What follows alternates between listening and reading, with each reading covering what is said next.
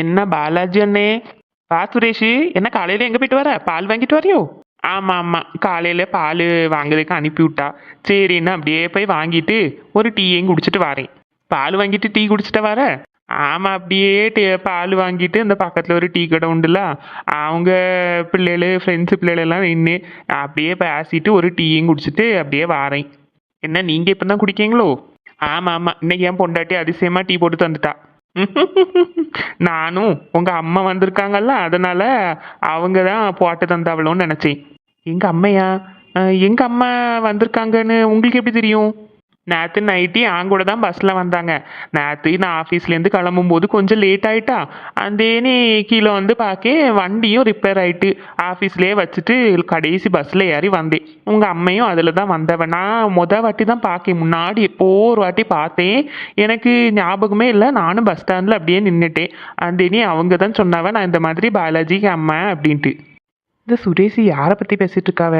எங்கள் வீட்டுக்கு எங்கள் அம்மா, எங்கள் வீட்டுக்கு யாரும் வரலையே. நீ வேற யாரையோ பார்த்துருப்பேன்னு நினைக்க சுரேஷ். எங்கள் வீட்டுக்கு யாரும் வரலையே. என்ன சொல்கிறீங்க? நேற்று உங்கள் அம்மன் தானே சொல்லி என் கூட ஒருத்தங்க வந்தவ. நானும் வண்டி இல்லை, நீங்கள் கூப்பிட பஸ் ஸ்டாண்டுக்கிட்ட வருவேன் அப்படின்னு சொல்லி சொன்னீங்களாம். கடைசி நீங்கள் வராதனால நாங்கள் தான் 2 பேரும் அப்படியே நடந்து வந்தோம். எனக்கு ஒன்றுமே புரியல சுரேஷ். எங்கள் வீட்டுக்கு எங்கள் அம்மா வரல. சொல்ல போனால் எங்கள் அம்மைக்கு உடம்பு சரியில்லைன்னு ஹாஸ்பிட்டலில் அட்மிட் பண்ணியிருக்கு. என் பொண்டாட்டி நானும் இன்னைக்கு போய் பார்க்கலான்னு தான் இருந்தோம். இவ்வளோ நாள் ஆச்சு, இவ வரவே மாட்டேன்னு சொல்லிட்டு இருந்த. ஒரு வழியாக பேசி சமாளித்து இன்னைக்கு போய் பார்த்துட்டு வரலாம் அப்படின்னு தான் காலையிலேயே எந்திரிச்சு இருக்கோம். அப்போ என் கூட வந்தது யாருன்னு தெரியலையே. அதுதான் நானும் யோசிக்கேன். நம்ம ஊரில் பாலாஜின்னு வேற யாரோ உண்டா? எனக்கு தெரிஞ்சு யாருமே இல்லைன்னு தான் நினைக்கேன். பாலாஜின்னு தான் சொன்னவளா இல்லை வேற ஏதாவது பேர் சொன்னவளா? நல்லா ஞாபகம் இருக்கா? இல்லண்ணே, நான் உங்க வீட்டில் தானே கொண்டு விட்டேன். பெல்ல வேற அடிச்சாவ. வீட்டுக்குள்ள வர்றதையும் நான் எங்க வீட்டு திறந்து வரும்போது நான் எட்டி பார்த்தே உள்ள போயாச்சே. எங்க வீட்டுக்கு யாரும் வரல சுரேஷ். நீ வேற யாரையோ பார்த்துட்டு இது பண்ணுங்க. யாரா இருக்கும்? அவ்வளோ தூரம் என்கிட்ட பேசிட்டு வரவும் செஞ்சாங்களே. எவ்வளோ நேரம் ஆச்சு நேற்று நைட்டு வரும்போது? ஒரு 12:30 1 மணி இருக்கும். ஆஃபீஸ்லேருந்து கிளம்பும் போதே 11 மணிக்கிட்ட ஆயிட்டு. நானும் நேரத்தை பார்க்காம இருந்து வேலை பார்த்துட்டே இருந்திருக்கேன். அந்தேனி கீழே வந்து பார்த்தா வண்டியும் ரிப்பேராக போச்சு. கடைசி பஸ்ஸு ஒன்று கிடச்சி அதில் அப்படியே ஏறி வந்துட்டேன். நம்ம ஊருக்குள்ளே வரக்கூடிய மினி பஸ் எல்லாம் ஸ்டாப் பண்ணிடுவாங்கல்ல 10 மணிக்கெலாம். 10-10:30 மணி மேலே வராது. அதனால அங்கே உக்கில் தான் இறங்கி நடந்து வந்தேன். ரொம்ப தூரம் இருக்குல்ல. பாவம் உங்கள் அம்மையும் என் கூட கஷ்டப்பட்டு தான் நடந்து வந்தவ. முட்டி வெளியிலலாம் சொன்னாவ என்கிட்ட. எனக்கு நம்பவே முடிய மாட்டேங்குது சுரேஷ். உன் கூட வேற யாரும் வந்திருக்காவ? எனக்கும் ஒன்றும் புரியல. யாரு வந்திருப்பாவ? இனிமே இந்த மாதிரி லேட்டா எல்லாம் வராத. இந்த காத்து கருப்பு ஏதாவது கூட வந்திருக்கும். என்னமோ எனக்கு ஒன்றும் தெரியலப்பா. எனக்கு இப்பதான் நான் யோசிக்கேன். உங்க அம்மன் நினைச்சுதான் நானும் கூட்டிட்டு வந்தேன். வர வழியில அந்த மேல தெருல இவங்க இருக்கவல்ல, மணி அண்ணன் இருக்கவல்ல, அவர்கிட்டயும் பேசினேன். இது யாருன்னு கேட்டவ நானும் பாலாஜிக்கு அம்மனெல்லாம் சொல்லவும் செஞ்சேன் பார்த்துக்க. அவருக்கு எங்கள் அம்மையே தெரியுமே. எங்கள் அம்மையை பார்த்தோன்னே கண்டுபிடிச்சிருப்பாவில எங்கள் அம்மையா இல்லையான்னு. அவரும் ஒன்றும் சொல்லலை. அவரும் அப்படியே அப்பா சரிப்பா பார்த்து போயிட்டு வான்னு சொல்லிட்டு அங்கே வெளியே பெஞ்சில் படுத்திருந்தாவில் அவரும் அப்படியே படுத்து உறங்கிட்டாரு. எனக்கு தான் ஒன்றுமே புரிய மாட்டேங்கி இப்போ. சரி, இனிமேல் இப்படி லேட்டாலாம் வராது. நம்ம ஊருக்குள்ளேயே கொஞ்ச நாள் முன்னாடி ஒரு மாதிரி பேட்ச்லாம் நடந்து இந்த மாதிரி இப்போ ஐபிசாஸு அப்படி இப்படின்னு சொல்லிட்டு நானே என் கண்ணால் 2-3 வாட்டி பார்த்துருக்கேன். ஒரு வாட்டி நானும் எங்கள் ஊருக்கு போயிட்டு வரும்போது கொஞ்சம் லேட்டாக வந்துட்டேன் பார்த்துக்க. எனக்கும் பின்னாடியே யாரோ வர மாதிரிலாம் இருந்து வீட்டுக்குள்ளே போகிறப்ப நல்லா காலு கையெல்லாம் கழுவிட்டு சாமியெல்லாம் கும்பிட்டுட்டு தான் படுத்து. எனக்கு நைட்டு தூக்கமே வரல எனக்கு. இனிமேல் இப்படி லேட்டாலாம் வராது சரியா? சரிண்ணே. எங்கள் வீட்டுக்காரி டீ போடக்கு பாலை வாங்கிட்டு வர சொன்னான். பிள்ளைகளெல்லாம் எந்திரிச்சிருக்கும். சரி, அப்போ நான் போகிறேன், அப்புறமா பார்க்கேன். சரி, ஆமாம் கேட்கணும்னு நினச்சேன். உங்கள் அம்மா என்னாச்சு? அவங்களுக்கு சுகர் நல்லா ஜாஸ்தி ஆயிட்டு. அதனால ஹாஸ்பிட்டல் அட்மிட் பண்ணியிருக்கு. ப்ரெஷரு சுகர்னு எல்லாமே இருக்குது. கொஞ்சம் முடியாமல் தான் இருக்காவ. அதனால் இன்னும் டீயை குடிச்சிட்டு கடையில் தான் இன்னைக்கு எதாவது வாங்கி சாப்பிட்டுட்டு அந்த இனி எங்கள் அம்மையை போய் பார்த்துட்டு வரணும். சரி சரி, நான் கேட்டதா சொல்லுங்கள், நல்லா பார்த்துக்கிடுங்க. சரி சரி சரிண்ணே, அப்போ நான் வாரேன். சரிப்பா. சுரேஷ் யாரை பார்த்தான்னு தெரியல, யார் என்னன்னு தெரியாம கூட கூட்டிட்டு வந்திருக்காமல இருக்கு. நம்ம ஊருக்குள்ள வேற காத்து கறிப்புன்னு அங்கே இங்கேன்னு சுத்திட்டு திரியும். நம்ம வேற கண்ணால பார்த்து பீதியில வேற இருந்திருக்கோம். யாரை கூட்டிட்டு வந்தா இனி அடுத்தால என்ன பிரச்சனை வரப்போன்னு தெரிய மாட்டுக்கு. ஆண்டவா நீ தான் காப்பாற்றணும். சரி இருந்திருந்து நம்ம பொண்டாட்டி இன்னைக்கு தான் அம்மையை பார்க்க வரேன்னு சொல்லியிருக்கா. டீயை குடிச்சிட்டு போய் கிளம்புவோம். அவன் மனசு மாறதுக்கு முன்னாடி போய் பார்த்துட்டு வந்துடணும். பெத்த தள்ளைய போய் பார்க்கறதுக்கு என்ன பாடுபட வேண்டியதாக இருக்குது. வேலைக்கு போகாமல் வீட்டில் இருந்தப்போ கூட நல்லா தான் இருந்துச்சு. இப்போ வேலைக்கு போக ஆரம்பிச்சுலேருந்து ஒன்றுமே கரெக்டாக நடக்க மாட்டேங்குது. சரி போயிட்டு வருவோம். ராணி, வாமா. என்ன எந்திரிச்சிட்டியா? ஆமா ராணி, நைட்டெல்லாம் தூக்கமே இல்லை. இப்போதான் எந்திரிச்சு வரேன். ஆமா, காஃபியை தான் போட்டியா? எல்லாமே ரெடி ஆயிட்டுமா. யாருமே இன்னும் எந்திக்கல. நான் காலையிலே எந்திரிச்சு இன்னைக்கு சாப்பாடெல்லாம் செஞ்சுட்டேன். இனி நாளைக்குல இருந்து சத்யா காலேஜுக்கு போக ஆரம்பிக்குவாள்ல, காலையிலே எந்திரிச்சு எல்லாம் செய்யணும். அதனால இன்னைக்கே நான் காலையில எந்திரிச்சு எல்லாத்தையும் செய்ய ஆரம்பிச்சிட்டேன். இல்லைன்னு வச்சுக்கோங்க, நாளைக்கு காலையில கண்ணை திறக்க முடியாது. இவள்கிட்ட பாலை வாங்கிட்டோன்னு சொல்லிவிட்டோமா, இன்னும் ஆளை காணது இல்லை. அந்த டீ கடையில் எல்லாரும் நிற்பாவல, அவங்க கூட நின்று பேசிட்டு இருக்காவெல்லாம் காணும். சரி சரி இருக்கட்டும், அவங்க வரட்டும், மெதுவாக வரட்டும். இம்மா, ஏம்மா நைட்டு தூக்கமே இல்லைன்னு சொன்னேன்? உடம்புதான் சரியில்லையா? அதெல்லாம் இல்லை டி, எனக்கு என்னமோ தெரியல, நாளைக்கு உறக்கமே வரல. பிள்ளைகள் கூட அந்த ரூம்ல எல்லாம் படுத்துருந்தேன். இந்த ரூம்ல தான் அந்த ஒரு பொம்பளை படுத்துருக்கலாம். ஆமாம்மா, தெரியாம அந்த பொம்பளையை வீட்டுக்கு கூட்டிட்டு வந்துட்டேன். எனக்கு இவளுக்கு டீனு சண்டை பத்துக்க இந்த ஒரு காரணத்தை வச்சு. உன்னை யாரு டீ அவங்களெல்லாம் வீட்டுக்குள்ள கூட்டிட்டு வர சொன்னா? எனக்கு என்னமோ அந்த பொம்பளை பார்த்தாலே ஒரு மாதிரி இருக்கு. ஏம்மா, நல்லா தானே இருக்காவ? அப்படி கிடையாது டி, அது நைட்டு தூக்கமே இல்லைன்னு சொன்னலாம். யாரோ ஏதோ முன்னு பேசிட்டே இருக்க மாதிரி சத்தம் கேட்டுன்னு சொல்லிட்டு எந்திரிச்சு மத்துக்க. சரி எந்திரிச்சாச்சுல, தண்ணி குடிச்சு பாத்ரூம் போயிட்டு வரலான்னு அப்படின்ட்டு நடந்து வந்தேன். வர வழியிலே என் பின்னாடி யாரோ பேசிட்டு இருக்க மாதிரி என்ன சத்தம் கேட்டேன். இங்கே வந்து பார்க்கும்போது அந்த பொம்பளை படுத்திருந்தா. அந்த ரூம்ல டோர் தொடர்ந்து கிடந்தேன்னு எத்தி பார்த்து அந்த பொம்பளை பெட்டுக்கு மேலே இருந்து இன்னும் முன்னு பேசிட்டே இருக்க பார்த்துக்க. இம்மா, என்னம்மா சொல்லுங்க? நானும் முதல்ல எனக்கு துவானதான் இருக்கும் அப்படிதான் நினைச்சேன். அந்த நல்லா செம்மையா பார்த்தனா இருந்து ஏதோ முன்னு பேச முன்னாடி அந்த ஒரு விளக்கு வந்து சும்மா அப்படியே வச்சிருக்கா. அந்த சின்ன விளக்கு பத்தியா அதை அப்படியே வச்சிருக்கா. எனக்கு ஒரு மாதிரி தூக்கி வாரி போட்டுடுச்சு. அந்தேனி என்ன செய்யுதுக்கு வந்து யாரையும் கூப்பிடலான்னு பார்த்தா ஒரு மணி 2 மணி இருக்கும். இந்த நேரத்தில் உங்களெல்லாம் வந்து எழுப்புனா உங்களுக்குலாம் கஷ்டமா இருக்கும்னு சொல்லிட்டு நானும் அப்படியே பார்த்து அப்படி திரும்பி நின்று யாரை கூப்பிடலான்னு யோசிச்சுட்டு திரும்பி டக்குனியா பின்னாடி வந்து நிற்கா. அந்தேனி எனக்கு என்ன செய்யணும்னே தெரியல. நான் கேட்டேன், நீ எப்படிமா இங்கே வந்த, ரூமுக்குள்ளெல்லாம் இருந்த அப்படின்னு கேட்டேன். இல்லை நான் ரூமில் இல்லையா, நான் பாத்ரூமுக்குலாம் போயிருந்தேன். தண்ணி குடிச்சிட்டு பாத்ரூம் போயிட்டு வரலான்னு வந்து நீங்கள் ஏன் இங்கே நிற்கீங்க அப்படின்னு கேட்டா. ஏம்மா, அப்போ உனக்கு துவானதான் இருக்குமா? பாத்ரூம் போன பொம்பளை எப்படி ரூமுக்குள்ளே இருப்பா?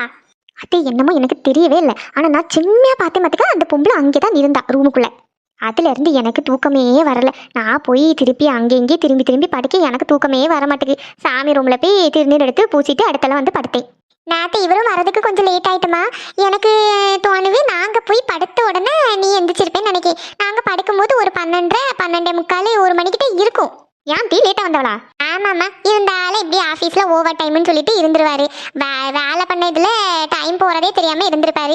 நேற்றுக்கு வண்டி வேற ரிப்பேர் ஆகிட்டா, அந்த நீ நடந்து வந்தேன் அப்படின்னு சொல்லி சொன்னார். அதான் காலையில் கொஞ்சம் எந்திக்கிறதுக்கும் அவர் லேட் ஆகிட்டு, பால் வாங்க சொல்லி விடக்கும் லேட் ஆகிட்டுமா. அதே மாதிரி ஜனனியும் நேற்று நைட்லாம் தூங்கவே இல்லை அப்படின்ட்டு அவளும் எந்திரிச்சிருந்து பெட்டு மேலே இருந்து முன்னு ஏதோ பேசிட்டு இருந்தா. தூக்கத்தில் பேசினால என்ன யாதுன்னு ஒன்றும் தெரியலன்ட்டு அக்காலும் பிள்ளையை கூட்டிகிட்டு வந்து திருநீர்லாம் போட்டுட்டு அந்த நீ அவளும் பசிக்கினா. சரி இவரும் அந்த நேரத்தில் வந்தால் கொஞ்சோண்டு சாப்பாடை போட்டு எல்லாரும் சாப்பிட்டுட்டு அந்த போய் படுத்து உறங்கணும். இவ்வளோ நடந்திருக்கா? நான் அந்த நேரத்துலலாம் உறங்கியிருப்பேன். அப்போது எனக்கு தெரிஞ்சு ஒரு 1:30 2 மணி போல தான் இப்படி சத்தம் கட்டு நான் எந்திரிச்சேன்னு நினைக்கேன். ஆமாம்மா இருக்கும். உனக்கே ஏதாவது துவானதாக இருக்குமா? ஆக மொத்தத்தில் நேற்று நைட்டு யாருமே நல்லா உறங்கலன்னு நினைக்கேன். ஆமாம்மா, இந்த திருவிழாலாம் முடிஞ்சு நம்ம எல்லாரும் சேர்ந்து எடுத்து நல்ல இதாகிட்டு இருந்தோம்ல, அதனால நல்லா கண்ணு பட்டிருக்கும் நம்ம குடும்பத்து மேலே. இன்னைக்கு ஒரு பெரிய பூசணிக்காய் வாங்கி எல்லாருக்கும் சேர்த்து சுற்றி போட்டுருணுமா? ஆமாம், திருவிழா முடிச்சாலே நானும் நினச்சிட்டே இருந்தேன் ஒரு பூசணிக்காய் வாங்கி எல்லாருக்கும் சுற்றி போடணும்னு சொல்லி. இன்னைக்கு நான் மார்க்கெட்டுக்கு போவோம்மா. இன்னைக்கு மீனை தான் வாங்கிட்டு வரலான்னு இருக்கேன். போகும்போது அப்படியே வாங்கிட்டு வரேன். சரி ராணி, ஒரு 2 நாளில் நானும் வீட்டுக்கு போயிடுவேன். சரியா? ஏம்மா நின்னுமா, நீ போயிட்டேன்னா எனக்கு வீடே ஒரு மாதிரி இருக்கும்.